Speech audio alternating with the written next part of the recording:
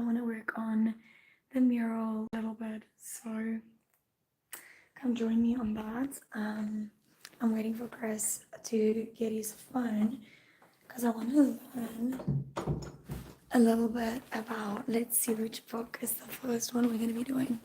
I thrifted so, oh, that's so cool. This is so cool. What a great one to start out with.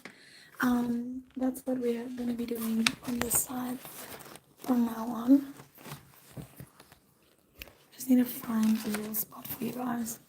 Sorry, the lives are a bit not as planned. So that's a little bit more of a come paint with me kind of a vibe, and today we're learning about it is.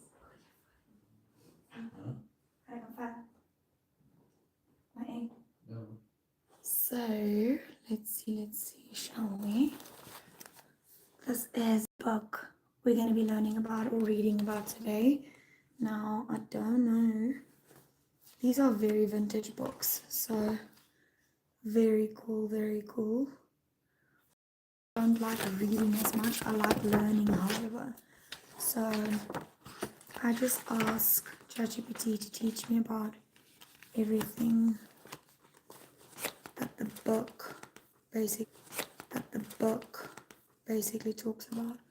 But now my lighting is really bad.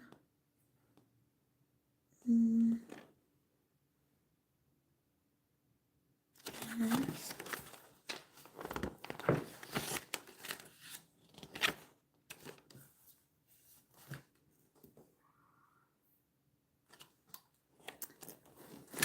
Maybe I should just tell it to do deep research on this book and tell me, because that would be interesting as well. I mean, because I want to try spend as little time as possible on ChatGPT and rather, actually, you know what, maybe today is a bit of a podcast video rather for me. Maybe I should rather do that. Let's do a little bit of this and then I'm going to switch over to a podcast.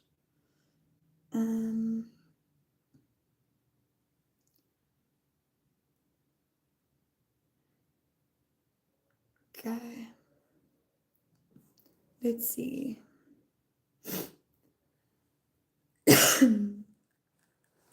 That appears to be a special holographic gold foil edition of a National Geographic magazine December 1988 holographic cover edition. From the photos I can make out, December 1988 issue. Cover title, Can Man Save This Fragile Earth? Includes the famous double world map insert. The cover has a reflective holographic gold foil finish, which was a special printing and is more collectible than a standard issue. The McDonald's holographic advertisement on the back is consistent with late 1980s special printing techniques. Condition appears decent overall, although I can see some surface scratches and slight bending warping on the cover. If you're wondering about value, similar vintage National Geographic special editions are usually not extremely rare because they were printed in large numbers, but the holographic cover can make them more desirable to collectors. Condition. Are you wanting to know, 1, its value, 2, whether it's rare, or 3, exactly what edition printing it is? I can do any of those.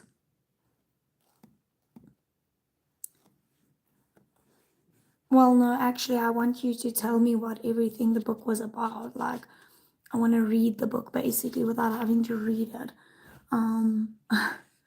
Like, I've got the book here, and I just want to know the information inside of it while painting those. So basically, like an Audible. I don't know if the company actually has something like that. Like, does National Geographic have got something? Okay, let's hear what it just said to me. Yes, and for someone like you who enjoys learning while working with your hands, painting, building busy books, woodworking, I think National Geographic audio content is almost exactly what you're looking for. Does National Geographic have an Audible style service? Not exactly one service, but they do have several official podcasts. Okay. Overheard at National Geographic, probably the best one. It's like sitting in on conversations with explorers, photographers, scientists. There are also various history, science, exploration, and kids-focused Nat Geo podcasts. If you use Spotify, I'd start with Overheard at National Geographic on Spotify. Now, let's turn your magazine into an audiobook. Your December 1988 issue wasn't just another magazine. It was National Geographic's 100th anniversary environmental warning to humanity. The Society had spent a century exploring the world and decided to ask one giant question. Oh, quote, "We've spent 100 years documenting Earth. Are we destroying it faster than we can save it?" Close quote. That question became, can man save this fragile Earth? Part 1. The world was changing. Imagine it is 1988. There is no internet. Most people have never heard the term climate change. Recycling is uncommon. Rainforests are being cleared at astonishing rates. Species are disappearing. Human population is exploding. National Geographic gathered scientists from around the world and asked, what will Earth look like in 100 years if we continue like this? The answer was uncomfortable. Humanity had become powerful enough to reshape the entire planet. For the first time in history, nature wasn't the biggest force anymore. We were. Part 2, population explosion. One of the biggest concerns was population growth. In 1900, there were roughly 1.6 billion people. By 1988, there were over 5 billion. Scientists feared more food needed, more water needed, more land needed, more energy needed, more pollution produced. The magazine saying people were the problem. It was saying every additional person requires resources. The challenge was learning how to provide those resources without destroying the systems that provide them. Part 3, the rainforest crisis. This was one of the biggest sections. The Amazon rainforest was being down rapidly. The concern wasn't just trees. Rainforests regulate rainfall, store carbon, house millions of species, contain plants with potential medicines. Scientists worried we were burning libraries before reading the books inside. Imagine discovering a cure for cancer existed in a plant, then bulldozing the forest before finding it. That was the concern. Part 4. National Geographic had spent decades photographing wildlife. By 1988, they were noticing a disturbing trend. Animals were disappearing, not because of natural selection, because of habitat destruction, pollution, hunting, human expansion. The magazine emphasized a simple idea. When a species goes extinct, it is gone forever. No second chance, no undo button. Part 5. This section is even more relevant today. Scientists were warning that fresh water could become one of humanity's biggest challenges, not because Earth lacks water, because most water is salt water. Fresh water is limited, and pollution was making parts of it unusable. The warning was the next great battles may be over water rather than land. That prediction looks remarkably insightful today. Part 6, global warming. This is the section that fascinates many collectors now. The issue discussed what was then often called the greenhouse effect. Scientists had observed rising carbon dioxide, increasing fossil fuel use, warming trends. The concern, carbon dioxide acts like a blanket around Earth. More CO2, more trapped heat. In 1988, this was still a controversial topic in public discussion. Today, it's one of the central environmental issues worldwide. Many collectors are amazed at how much the magazine predicted decades ago. Part 7, oceans. The oceans seemed limitless. The magazine argued they weren't. It highlighted overfishing, pollution, oil spills, coastal destruction. Scientists were realizing that humanity could damage even the largest ecosystems on Earth. Part 8, hope. The magazine was not doom and gloom. In fact, its central message was surprisingly hopeful. The argument was, humans created many of these problems. Therefore, humans can solve them. Solutions included conservation, education, cleaner technology, better agriculture, protecting habitats, international cooperation. The issue wasn't asking, is Earth doomed, close quote.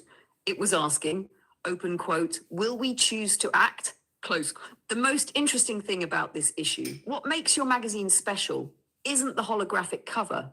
It's that you're holding a snapshot of what scientists thought in 1988. Some warnings turned out to be extremely accurate. Others were too pessimistic. Some problems improved, others worsened. But it captures a moment when humanity first started realizing the planet isn't something outside of us. We're part of it, and our choices matter. That's why National Geographic chose this issue to close out its first century and begin its second. If you'd like, I can go even deeper and give you a 30 to 45-minute chapter by chapter audiobook style retelling of the entire December 1988 issue, as if I were narrating it while you're painting.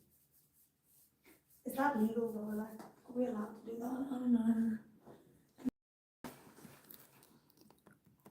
Would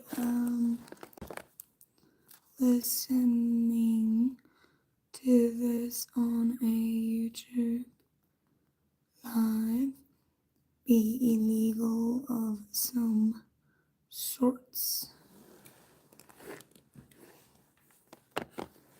Okay, hold on.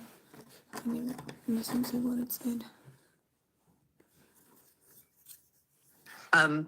If you're asking whether you could read or narrate the contents of the entire National Geographic considerations, generally, reading large portions or the entire magazine verbatim on a public YouTube live could infringe copyright because the text is still protected. Summarizing, discussing, reviewing, teaching, or commenting on the content in your own words is much safer and is often considered transformative use. Showing pages briefly while discussing them is different from uploading scans of the entire magazine for people to read. Reading a few short excerpts and then discussing them is usually less risky than reading article after article word for word. What I gave you above is a retelling and summary in my own words, not a reproduction of the magazine. That's why it's generally different from simply reading the magazine aloud. For your podcast or YouTube live, a good approach would be, open quote, "Today we're exploring the December 1988 National Geographic issue. Can man save this fragile Earth?